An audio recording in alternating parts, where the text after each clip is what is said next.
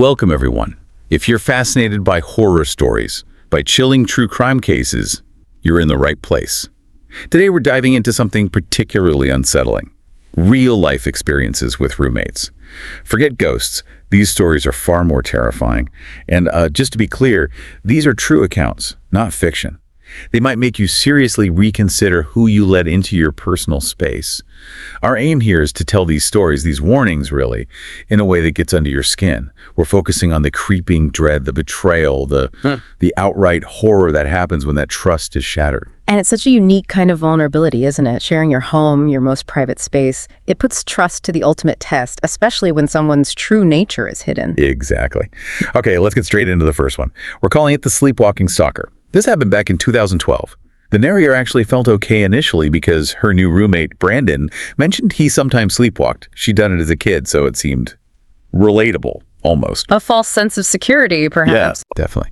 Because just 1 month in, Brandon starts having these incredibly violent night terrors, screaming like he's being murdered, always around 3 or 4 a.m. She checks on him. He's just silently asleep. Next morning, he denies everything, even though he looks completely wrecked from screaming all night. This goes on for months. She's losing so much sleep. Then about 5 months later, the actual sleepwalking starts. Roaming the house, sometimes falling asleep on the floor. And he told her not to wake him. Yeah, specifically warned her not to wake him. Yeah. So she doesn't. She just lets it happen. Which, right there, establishes a strange dynamic. He's behaving abnormally, but she's following his rules about it. And then it gets worse. He starts coming into her bedroom while sleepwalking. Following his instructions, she just calmly guides him back to his room. It happens so often it becomes normal. Irritating, but normal, like taking care of a kid, she said. Then he starts leaving things. Random creepy things at the foot of her bed. Her toothbrush one time, a screwdriver another. She'd sometimes wake up and he'd just be standing there looking down at her, almost like he was waiting for her to react. But she kept telling herself, he's asleep, he's asleep. That rationalization is powerful, trying to make sense of something deeply unsettling. Yeah, she even learned to sleep through it eventually. She'd only know he'd been in there because her door was open or there was a new weird item left behind. She also mentioned he was really isolated. No friends, no family ever visiting, just work, home, eat, sleep, like clockwork. Then comes the turning point, a Polaroid photo of her sleeping, left at the foot of her bed. Oh, wow. That crosses a serious line. Absolutely. Brandon apologizes, tries to make a joke about being a sleep photographer, and she pretends. She pretends it's okay, gets over it quickly, but she doesn't really. She installs a lock on her bedroom door, finally feels a bit safer. That lock represents her finally acknowledging the threat, even subconsciously, trying to regain control. But the very first night, she uses the lock. She wakes up to Brandon violently slamming his body against her door, over and over. Terrified, she opens it, thinking she'll just guide him back like always.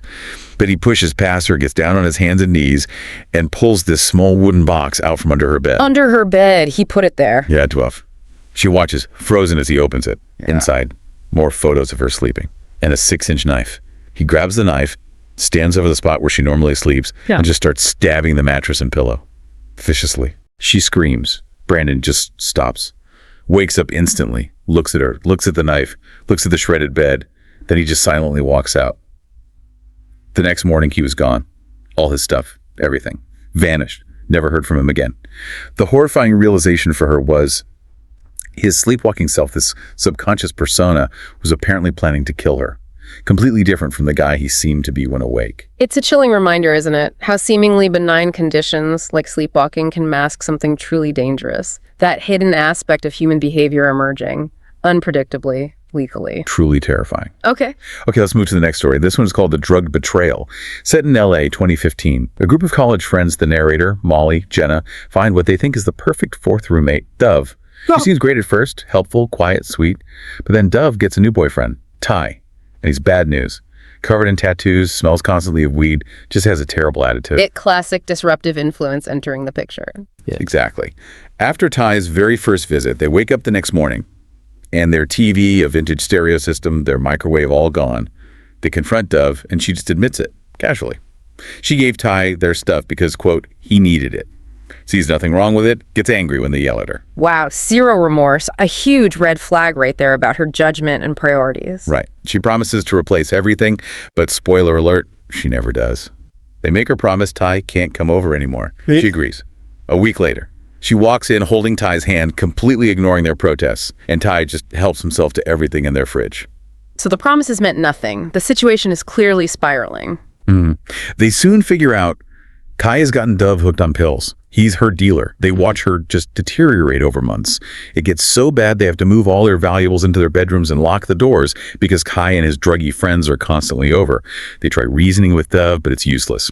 So they make this incredibly risky decision. During one of Ty's visits, they call the police. A full SWAT team raids the house, arrests Ty and his buddies for drug possession, dealing. Dove actually gets released. Ty takes all the blame. A temporary reprieve, perhaps, but the core problem, Dove's situation and connection to Ty, hasn't been solved. Not at all. Because a couple of weeks later, 4 men in ski masks burst into their house to grab the narrator, Molly, Jenna, and even Dove, who's kicking and screaming, drag them all into a van, take their phones. They drive for over an hour, then throw them out into a dark dirt field, hands tied behind their backs. The men tell them, "This is because you ratted us out." Just horrific, a direct, brutal retaliation. The narrator and her friends are begging for their lives, crying. But Dove, she's weirdly calm, even starts laughing, calls them babies, tells the kidnappers it was just a funny joke, asks them to untie her. That reaction is profoundly disturbing. It shows how completely detached from reality and empathy the addiction had made her. Even facing death, her perspective is warped. It's chilling. Then one of the men just punches Dove hard in the face, knocks her down, then she starts crying, and then the men start digging. Big holes right in front of them. They knew what was coming. Unimaginable terror. Just as they're losing all hope, flashing lights in the distance, the police. Someone must have seen something. The kidnappers are caught. The girls are rescued, taken to the hospital, completely traumatized. The kidnappers got charged with kidnapping, assault, conspiracy to murder, sentences like 17 to 25 years. Dove was arrested too, tried as an accomplice. The narrator ended up with severe PTSD, nightmares. Her warning is stark. Watch out for those red flags of drug abuse. It can change someone completely. Absolutely. Addiction can just hollow someone out, leading to betrayals and situations that are almost unbelievable in their extremity. It drags everyone down with it. Okay, our third story might be even more psychologically twisted. We're calling it the obsessive stalker. The narrator here had a really difficult past. She'd been stalked since she was 15. Secret admirer notes at first, and then gifts left on her car, which she never touched, terrified of kidnappers. It escalated to this truly horrifying scrapbook with her face crudely photoshopped onto naked bodies. Understandably, this led to years of paranoia, cameras, constant fear. A terrifying foundation. That kind of long-term stalking leaves deep scars. For sure. The stalking seemed to stop when she went away to university. It became more manageable, some DMs, emails, but even those eventually stopped. She felt maybe it was finally over. So at 22, needing a roommate, she's incredibly careful because of her past trauma. Uses university resources, online applications, background checks, only considers women after getting creepy messages from men. She finds Ashley. Ashley seems perfect. Funny, smart, driven, same interests, nothing weird online, perfect. On paper, absolutely the ideal candidate. All boxes ticked. Ashley moves in, they become super close. Best friends. But looking back, the narrator realized Ashley subtly controlled things, making sure the narrator rarely went anywhere without her. That subtle isolation again, a slow tightening of control. Then the narrator starts dating a guy named Matt, and Ashley's behavior shifts dramatically. She openly hates Matt, tells the narrator constantly to break up with him, makes these jokes like, "Oh, no one's good enough for you." Well, except maybe me. The narrator slowly realizes they're not jokes. That possessiveness is alarming, crossing lines from friendship into something much more obsessive. It culminates about 5 months into the relationship. The narrator wakes up one night. Her bedroom door is creaking open. She sees Ashley standing there, completely naked, holding a doll with a picture of the narrator's face stapled onto it. And Ashley is just smiling. That is deeply, deeply disturbing. Pure psychological horror. The narrator screams, bolts out of the room, calls Matt immediately. While she's waiting for him, Ashley just paces the apartment, humming a song. The narrator recognizes it. It's her childhood lullaby. Oh, that's calculated. Using something deeply personal like that. Chilling. When the police arrive, Ashley gives them a fake name, claims she's from the narrator's hometown, and says she'll hurt herself if she can't have the narrator. They put her on a psychiatric hold. Later, Matt and the narrator search Ashley's room. In the closet, they find a shrine to the narrator. Pictures of her sleeping, eating, just walking around town, and then photos from when the narrator was 15. One of her standing by her mom's old minivan, and then The scrapbook, the exact same one from all those years ago. No. So Ashley was the stalker all along. For years, the narrator had always assumed her stalker was a man.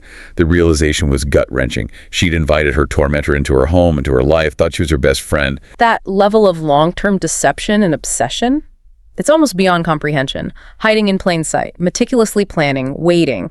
It speaks to a profound psychological disturbance. The police took the shrine as evidence. The narrator got a restraining order. Ashley's mom eventually contacted her, said Ashley was on medication. The narrator says she forgives her somehow, but still lives with that fear, that question of why Ashley was so obsessed, knowing she lived with her stalker. The violation is absolute, not just of space, but of identity, of trust, of the past. Truly harrowing. Let's move on to the silent poisoner. This one starts a bit differently. The narrator needed a roommate, found a coworker through an ad at a grocery store. Other coworkers said she was okay, but the narrator found her incredibly shy. Avoided eye contact, always seemed to withdraw when the narrator was around, just socially awkward. Then, a few months in, the narrator has her boyfriend over, and the roommate comes out of her room, completely naked. Okay, that's not just awkward, that's a major boundary violation. Right. She just giggles, says she didn't notice, goes back, puts on a robe, then comes out and squeezes herself onto the sofa between the narrator and her boyfriend, starts touching the boyfriend's leg. The narrator tells her it's inappropriate. The roommate just rolls her eyes. And on later visits, she keeps shamelessly flirting with the boyfriend, trying to seduce him right in front of the narrator. The shyness seems to have vanished, replaced by something quite aggressive and inappropriate. Exactly. But then suddenly, her behavior changes again. She stops the flirting and starts cooking. Making full meals for the boyfriend first, then sometimes for the narrator. Then eventually she's making dinner for both of them almost every night. The narrator admits after long work days, it was actually helpful. She got used to it, appreciated it even. Lowering her guard because of the apparent kindness, a dangerous shift. Very dangerous, because soon after, the narrator gets incredibly sick. Constant nausea, extreme weakness, just feeling awful all the time. She goes to doctor after doctor, allergy tests, blood tests, even a brain scan. They can't find anything physically wrong with her, but she just keeps getting weaker and weaker over several weeks. And during this time, the roommate is acting super nice, bringing her soup, medicine, being really attentive. The narrator actually thought they were finally bonding, watching movies together. The perfect cover, feigned care while potentially causing the illness. It's insidious. Totally. One morning, the narrator wakes up really early, feeling terrible. She sees the roommate in the kitchen making breakfast, specifically a smoothie for the narrator. She watches, hidden, and sees the roommate reach under the kitchen sink, grab a bottle, and pour some liquid from it into the smoothie. The narrator manages to pretend she's too nauseous to drink it. As soon as the roommate leaves for work, she rushes to the kitchen, finds the bottle under the sink. The label reads, antifreeze. Antifreeze, ethylene glycol, deadly. She realized instantly. Her roommate had been slowly poisoning her for weeks. She goes straight to the hospital. They test specifically for ethylene glycol. It comes back positive. The doctors were apparently amazed she was still alive. The calculation involved, the patience, it's horrifying. Weaponizing food, kindness, the very act of sharing a meal in a home. When arrested, the roommate just calmly admitted everything. Said she wanted the narrator's boyfriend and figured getting rid of the narrator was the only way, just cold. She got 7 years for attempted murder. The narrator says she feels closure, but warns everyone be so careful who you trust, especially with food or drink from someone you don't know inside out. A stark lesson in how seemingly quiet people can harbor extreme, dangerous intentions, and how completely trust can be violated in the most fundamental ways. Right. Now for something completely different and honestly quite grotesque, the cannibalistic roommate. This is a college freshman. She loved having a single dorm room, but then reluctantly got assigned a roommate, Cassie. Cassie shows up with hardly any belongings. Seems a bit pitiable at first, but disturbing habits emerge fast. First, horrible hygiene. Terrible body odor. The narrator practically had to force her to shower. Cassie never washed her clothes, returned borrowed items stained with sweat and food. Just gross. Basic living compatibility issues, but dialed way up. That alone is stressful. But the worst part, Cassie's obsession with eating raw meat. The narrator walks in on her just gnawing on raw bacon strips. Cassie explains completely calmly that it's a family custom. The narrator, trying way too hard to be accommodating, agrees to let Cassie keep raw meat in their mini fridge on the condition she doesn't have to watch her eat it. That's a very unusual custom and a risky compromise, allowing that into a shared small space. You think. The next day, the mini fridge is stuffed. Raw ground beef, raw steak, even raw goat meat. Cassie is proud of it. Then, right in front of the disgusted narrator, Cassie grabs a package of raw ground beef, rips it open with her teeth, and just starts shoving handfuls into her mouth, laughing. Bits of raw meat flying around the room. Okay, that's beyond eccentric. That's actively disturbing and unsanitary. Totally. The narrator immediately requests a room change. Has to wait 2 weeks, though, and she stops letting Cassie borrow anything. A few days before she's finally set to move out, Cassie's out of the room. The narrator's on the phone, and her eyes drift to Cassie's computer screen. There's an open browser tab. The headline reads, "Wanted fresh meat." Oh, please don't say. Her friend on the phone urges her to click it. She does. It's an online ad, posted by Cassie, stating explicitly that she is looking for fresh human meat. The ad goes into detail about her love for raw meat, her fantasies about what human flesh tastes like, and then the line, "Sometimes I watch my roommate sleeping and fantasize about chewing on her." That is absolutely terrifying. Crossing from a disturbing habit into expressing intent, a violent fantasy directed at her roommate. The narrator freaks out, takes pictures of the ad with her phone, closes the tab immediately, grabs her bag, and goes straight to the campus police. The police and the university confront Cassie. She admits everything, posting the ad, the fantasies. Tests confirmed the meat in the fridge was just beef and pork, thankfully. Cassie got expelled, not for cannibalism, but for accessing the dark web, attempting illegal activities. The narrator got a restraining order.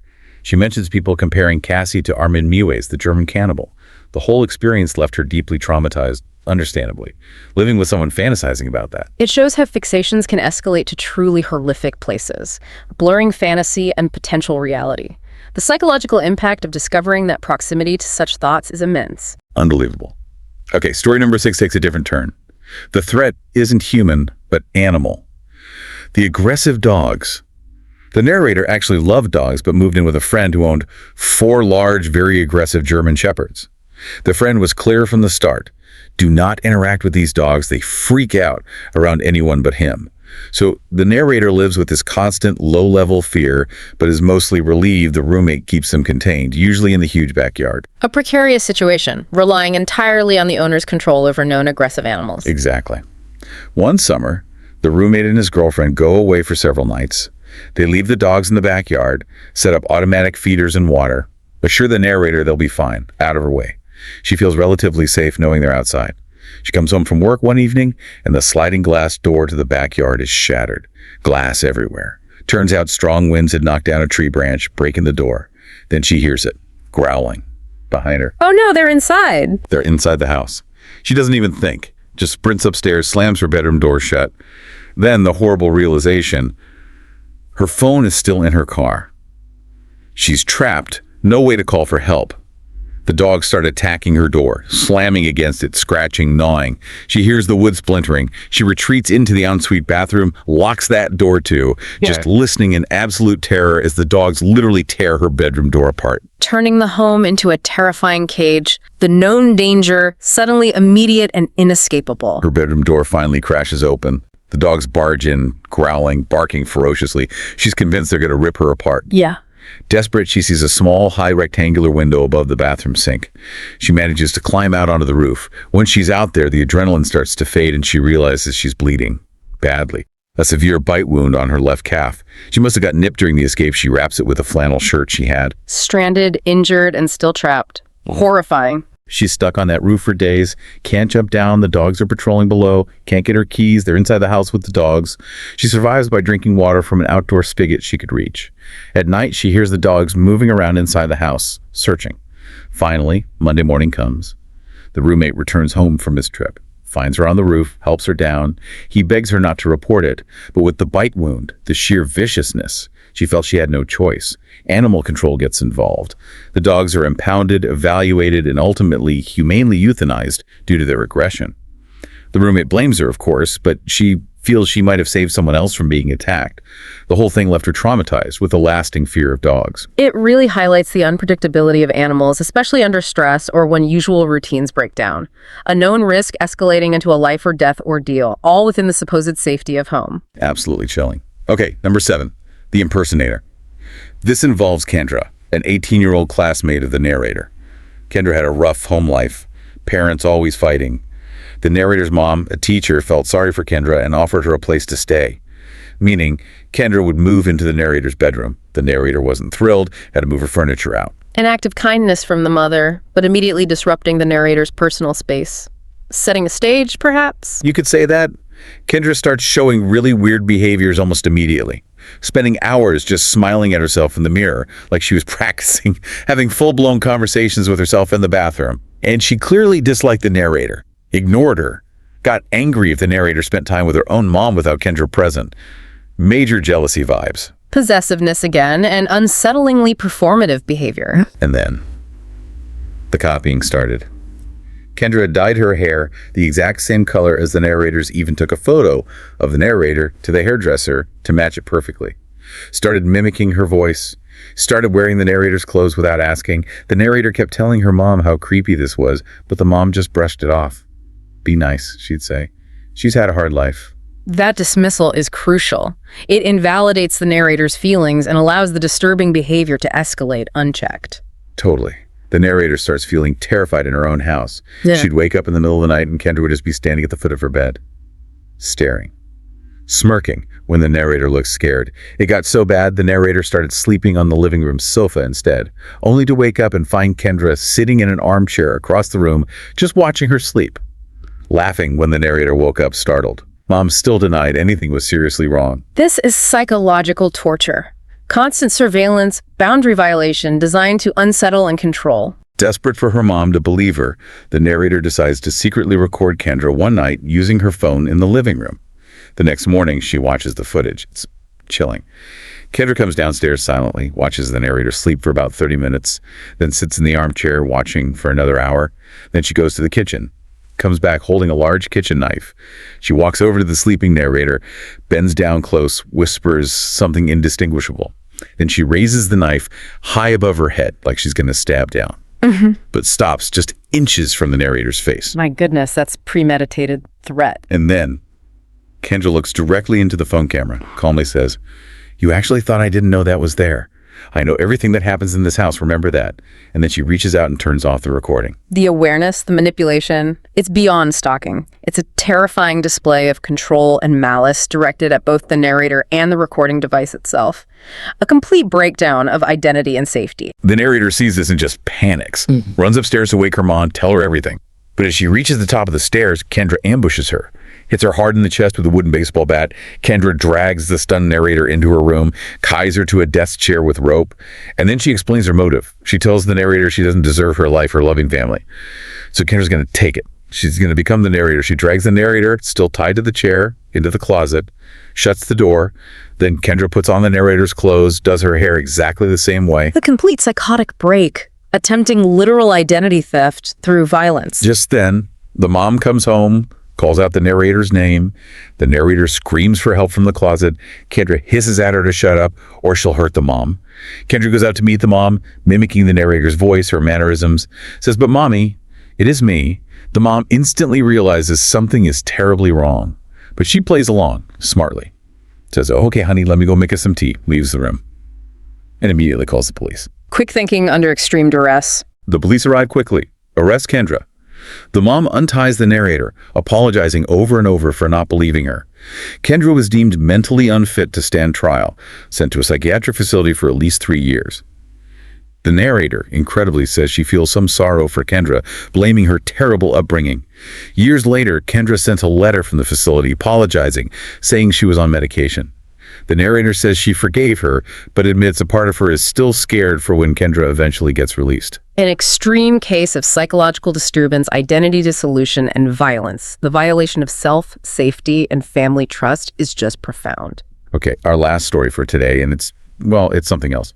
The filthy, vindictive, meth-addicted roommate. This starts with a college student needing a cheap room near campus. Posts an ad on Craigslist. A girl responds, "Sounds great." Promises to cook and clean in exchange for lower rent. They meet for coffee. She seems clean-cut, eager, seems okay. Craigslist roommates. Always a bit of a gamble, isn't it? Even with meeting first. A huge gamble, as it turns out. The girl moves in, brings only a bed, a nightstand, a dresser, no pictures, no books, no personal lightings at all. Weird, right? Within an hour of moving in, she does a quick clean, then stands in front of the TV and tells the narrator, "Go to your room, I'm having company over." Just orders her. The narrator, stunned, actually complies, already thinking, "What have I done?" That immediate assertion of dominance is a massive red flag, completely disregarding shared space rules from minute one. And the apartment walls are paper thin. The narrator hears the roommate greet a man at the door with, "Hey, Daddy, ready for a wild night?" Followed by extremely loud, disturbing sounds that go on until 2 a.m. Later that night, the narrator creeps out for water and is hit by this absolutely putrid smell coming from the roommate's closed door. The next morning, the smell is everywhere, fills the whole apartment. The roommate won't answer her door, so the narrator opens it. The room is covered, absolutely covered, in human feces, on the walls, the floor, the bed, everywhere. The narrator throws up immediately. That's biological warfare almost. A level of degradation and filth that's hard to even process. Likely points to severe mental health issues or, as the title suggests, substance abuse. Exactly. The narrator calls the roommate, screaming, demanding she pay for a professional cleaning crew and move out immediately. The roommate calmly agrees to pay for the cleaners, but refuses to move out. Says the narrator will have to legally evict her, and that takes 30 days.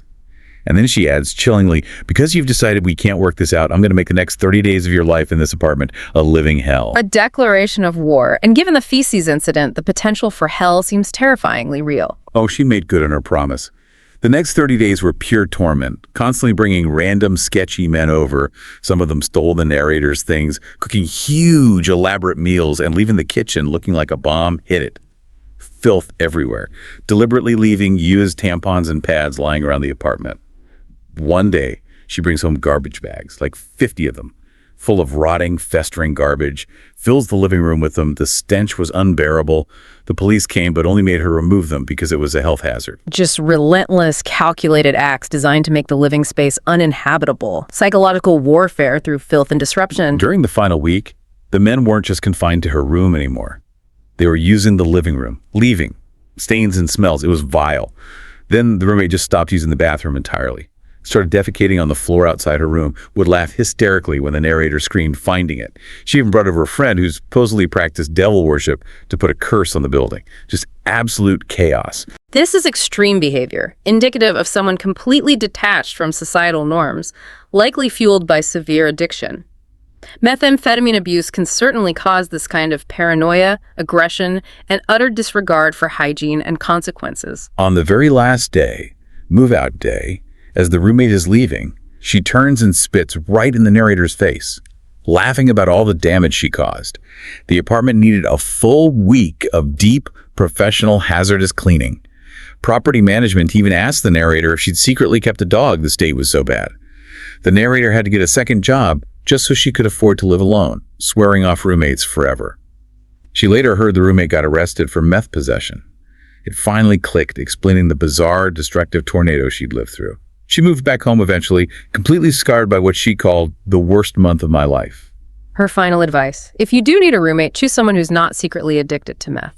Understatement of the century. It's a horrifying illustration of how substance abuse can utterly destroy a person's behavior and turn a shared space into a nightmare zone. So, these stories, each one is just a chilling example of how vulnerable we can be in our own homes, how the people we let in can harbor these hidden dangers. It really underscores the need for vigilance, doesn't it? Trusting your gut instincts, vetting people thoroughly, even if they seem like friends or come recommended. The face people show the world can be a complete mask. And I think these stories hit so hard because they represent that ultimate violation, right? Your safe space being invaded, your trust being completely betrayed by someone you lived with, shoulder to shoulder. Absolutely. It makes you question everything. So the final thought to leave listeners with might be this. What do these accounts really tell us about how fragile our sense of security actually is? And maybe, how well do we ever truly know the people we choose to live with? The stories we've told today might just make you look at your roommate differently from now on. They remind us that sometimes true horror can be closest to home, and trust can indeed be a double-edged sword. If you enjoy chilling stories like these, please don't forget to like, share, and subscribe to our Horror Docx channel. That way, you won't miss the next terrifying tales. Thank you so much for listening, and please be careful who you share your roof with.